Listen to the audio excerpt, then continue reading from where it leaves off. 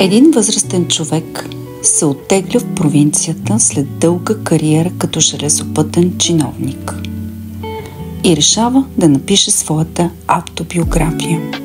Не за света, не за слава, а за себе си.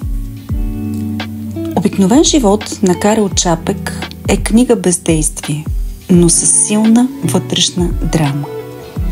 Това е историята на човек, който се опитва да бъде цял и който разбира, че между секундите на живота често се крие неговият най-дълбок смисъл. Той смята, че няма какво особено да разкаже. Животът му е минал в работа, точност, ред. Бил е добър син, съвестен служител. Не е правил нито големи грешки, нито велики дела.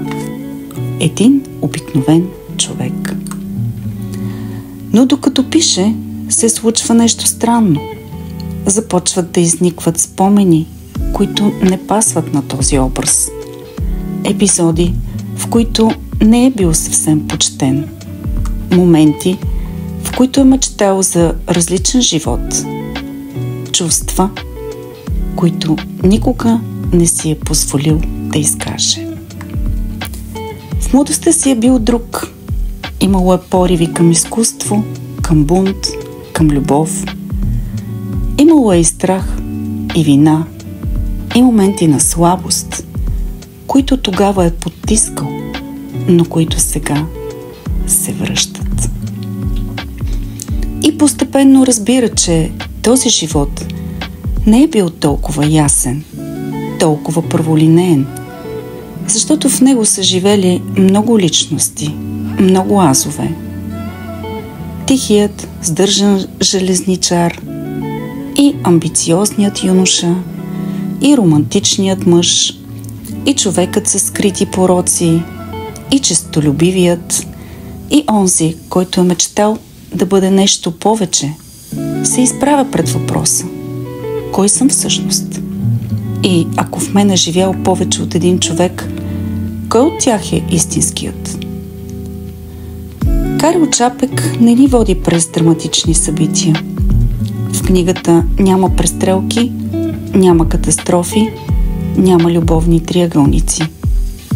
Но има нещо много по-силно – вътрешен сблъсък. Историята на един човек, който мисли, че знае кой е, но се оказва, че това е най-сложното за разбиране. Защото обикновеният живот не е обикновен. Той е населен с противоречия, мечти, избори и самозаблуди. С версии на нас самите, които сме убили, отложили или просто не сме чули.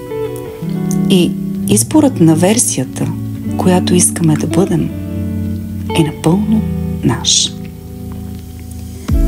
В края на книгата героят вече не се стреми да опише своя живот в прави линии. Той го признава като нещо сложно, разклонено, човешко. И точно в това се крие неговото освобождение. Обикновен живот е книга, която не се чете на един дъх. Тя се преживява, защото ни кара да се запитаме: а нашият живот колко от нас самите е скрил?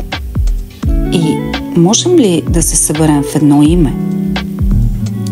Обикновен живот е покана да се вгледаме в себе си, за да открием онова, което остава скрито между отброените мигове на отминалия ни живот, за да освободим своя истински аз и да поемем напред по-истински и по-свободни.